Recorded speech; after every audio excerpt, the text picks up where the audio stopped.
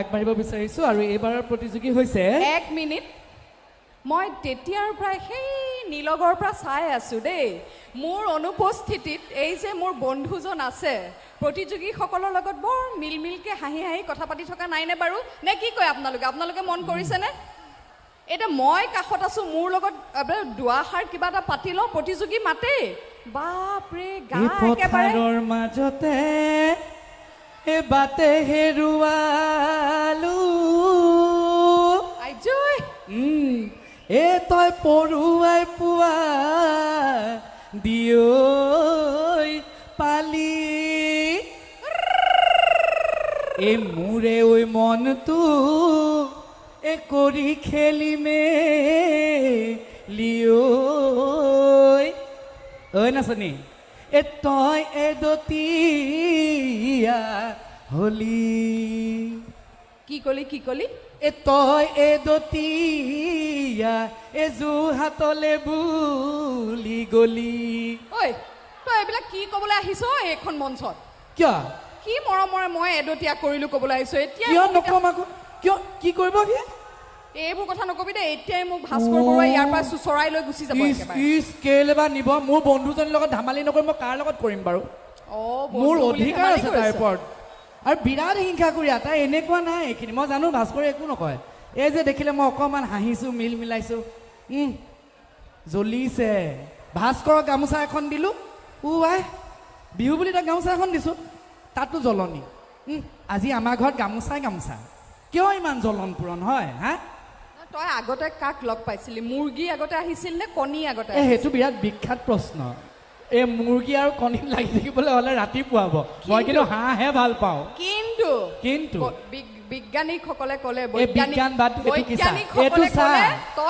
এইটো চা এইপা কালৈ বুলি সেয়া এইপাত তোলৈ বুলি এইপাত বিহুৰ উপহাৰ দেই একেবাৰে লতা শিলাতে সঁচাকে বজাইছা কি ধুনীয়া এইয়া এতিয়াহে ফূৰ্তি বজাচোন বজা মই নাম ফাঁকি গাই দিম দে বজাব জানো তই ঠিক আছে বাৰু ধৰচোন এই গগনা বজাব নাজান নাচনী ঐ নাজান নাচনী ঐ কেনেকৈ বজাব পাৰি এ লগত লৈ আহিছ হে বজাব খুজিছ দুটি উঠে খামুচি ধৰি দেখিলা দোস্তি ইমান যে সুন্দৰ উপহাৰ দিলি ধন্যবাদ তই যে একো নিদিয় সেইটো কি হ'ব এতিয়া তোক মই দিম চম্পা পেণ্ডিং কি তোক মই দিম চম্পা কি চম্পা খাবি চম্পা খাপে ধৰিবলৈ ৱাই চম্পা এই ভাল বস্তু মোক নিদিয়ে এইটো তোলৈ আনিছো চম্পা চম্পা কলা নহয় বুইছ মই অকণমান তাতে বহি থাকোঁতে এগৰাকীক কোৱা শুনিলো ব'লা না মোক চম্পা খুৱাবা মই কৈছো কি চম্পা খাই দেখিছো কেম্পা এইটো কেম্পা চম্পা খাবলৈ যায় মই কৈছো এওঁক পঠিয়াই দিছো চোৱাচোন যোৱা কিবা বোলে চম্পা ওলাইছে চম্পা কেম্পা কলা আকৌ তই যে ইমান কষ্ট কৰিছ সেইকাৰণে তোক দিছো মৰমতে এটা কেম্পা খাবি দেই ধন্যবাদ দেই এইটো বন্ধুত্বৰ চিন বুলিয়ে ৰাখিছো চাওকচোন কেম্পা কলা বগা নহল যিয়ে নহওক কোন আমি খাওঁগৈ কেম্পা ৰাইজেও খাওক কেম্পা চম্পা নাখাব আকৌ দেই আৰু তই মাত পৰৱৰ্তী প্ৰতিযোগী তই চম্পা ধৰ কেম্পা ইমান চটচটি গ'লে অকলে নাখাবি হলি তই মোহিনী জনী আজয় কলিজা ভাল লাগি যায় জানো তই এনেকে গালে গাই থাকিবি মই নাচি থাকে কি কৰ এতিয়া শুৱালকুছি খাল এই সাজ কোনে দিছে জানিব খুজিছ চেনাই দিছে আৰু কোনে দিব আৰু কোনে দিব চেনাই দিছে আকৌ চেনাই দিছে আৰু মাজে মাজে যে টিক জিলালৈ যায় হৈ আছে আমাৰ গোসানীজনী মানে গাত ভেজাটো দি পেলাই ভাস্কৰ বৰুৱাৰ ওচৰলৈ টিক জিলালৈ টিৰিক টিৰিক আইঅ। জিলালৈ যায় শুনচোন চেনাই দিছে কাপোৰযোৰ মানে মেঘালী চিল্ক দিছে বুলি নে আছে লুটিছে বা নহয় শুন শুন অ। কথাখিনি শুনি ল এতিয়া মাত শাৰী ইয়াতে নুলিয়াবি আৰু মঞ্চত শুনি ল কৃষ্ণ হেৰি হ'ল মানে চেনাই দিছে বুজিছে মুগা সাজযোৰ ভাল লাগিছেনে আপোনালোকৰ বৰ ভাল লাগিছে এইযোৰ মানে মেঘালী চিল্কৰ হয় একেবাৰে বিশুদ্ধ মুগা আৰু সূতাখিনি যে এই যে ৰঙীনখিনি দেখিছে সেয়া হৈছে এৰী অৰ্গেনিক ডাই কৰা এৰী দিছে মৰমতে আৰু কৈছে এইবাৰে শেষ জীৱনলৈ আৰু মুগা কাপোৰ নুখুজিবা ৱা কিয় আকৌ সেইটো কি কিয় মুগা সূতাৰ 1 কিলোৰ দাম কিমান জান তই মুগা সূতা 1 কিলো দাম কিমান হ'ব 14 14.5 আয়ো হাজাৰ? মইনা কোন যুগত আছা মইনা তুমি মইনা পটকে কাটিংটো মাৰি নিদিবা কিন্তু মইনা মইনা তুমি তোমাৰ সেই ডেকা কালৰ কথা কৈছা নেকি মোৰ এতিয়াও বয়স হোৱা নাই মইনা ৰং কৰিলে বয়স লুকুৱাব নোৱাৰিতো সেইটো মই হয় কিন্তু বাৰু উদয়ৰ লগৰ নহয় দেই, মই সৰু। কাটিং উদয় মই যদি এটা মুগাৰ কিলো কিমান হৈছে কওঁ তই মূৰ ঘূৰাই ইয়াতে ষ্টেজত পৰি যাবি কিমান হৈ আছেনো 47,500 টকা পানী বটল এটা দিয়কচোন 48,000 1 কিলো মুগাৰ দাম এতিয়া অসমত 48,000 টকা এই 48,000 টকা মুগা কিলোৰ কাপোৰ কিনিব পাৰিনে বাপ্পা ঐ নোৱাৰি দেই উদয় মই ভয়তে গৈ পেলাই মোৰ যিমান মুগা কাপোৰ আছে চব বেংকৰ লকাৰত থৈছোঁ বেংকৰ মানুহে কৈছে বাইদেউ লকাৰত সোণৰ গহনাহে থয় আপুনি যে মুগাৰ কাপোৰ থৈছে আমিও মই থওঁ। কৈছোঁ দাদা এই মুগাৰ কাপোৰ যদি কেনেবাকৈ চোৰে নিবলৈ হয় প্ৰায় 2 লাখ মান টকা যাব এতিয়াহে বুজিছো নুৰে কেলে মিচিককে হাঁহি আছে দেখিছে নাই তাৰ ডালিম গুটিয়া দাঁত ওলাই মিঠা মাত সি মুগা কাপোৰ লৈছে মোক কৈছে উদয় তোৰ ঘৰত মুগা কাপোৰ কিছু থম দে চুৰ হ'লে মোক ধৰিবলৈ হা কথা গুটি কিন্তু উদয় জানো এই মঞ্চতে মই আমাৰ ডিজাইনাৰক অনুৰোধ জনাইছিলোঁ যে যদি EMI ইনষ্টলমেণ্টত যদি দিয়ে তেনেহ'লে মুগা কাপোৰ ল'ব পাৰি আৰু মই মেঘালীক ধন্যবাদ জনাইছোঁ ইনষ্টলমেণ্টত দিছে জানে মেঘালী ময়ো ধন্যবাদ জনাইছো ইয়াৰ পৰা ময়ো ইনষ্টলমেণ্টৰ লাইনত আছো তেওঁ হাঁহি আছে কিন্তু মনে মনে ভয় খাইছে এতিয়া গোটেই সোপাই আহি পেলাই ইনষ্টলমেণ্টত মুগা কাপোৰ লাগিব কিন্তু দেই ইনষ্টলমেণ্টত মই আছো এয়া লাইন পাতিলোৱে হেৰ বেংকৰ ষ্টেটমেণ্ট দিব লাগিব ইনষ্টলমেণ্টত মুগা কাপোৰ বৰষাৰণী বিষয়ে আছে মোৰ গেৰেণ্টৰ আকৌ কিয় লাগে ভাস্কৰো আছে কিন্তু এইখিনিতে মই বিচাৰকসকলক এটা খুব গুৰুত্বপূৰ্ণ কথা মই আলোচনা কৰিব বিচাৰিছোঁ লগতে আজি সংবাদ মাধ্যমৰ যোগেদি দৰ্শকসকলে চাই আছে আমাৰ ইয়াতে মঞ্চৰ সন্মুখত দৰ্শক আছে যেতিয়াই মই মুগাৰ কিলোৰ দাম শুনিছিলোঁ তেতিয়া মোৰ মনলৈ এটা প্ৰশ্ন আহিছিলে আৰু প্ৰশ্নটো হৈছে কোনোবা এঘৰত ধৰক আৰ্থিকভাৱে দুৰ্বল মানুহ এঘৰতো এগৰাকী ভাল নাচনি থাকিব পাৰে যিয়ে হয়তো এই মঞ্চত আহি বিহু সম্ৰাজ্ঞী বিহু ৰাণী বিহু কুঁৱৰী বা ক'ৰবাত নাচ পৰিৱেশন কৰিব বিচাৰিব তেওঁলোকেতো এখন হয়তো মুগা ৰিহা বা মুগা মেখেলা পিন্ধাৰ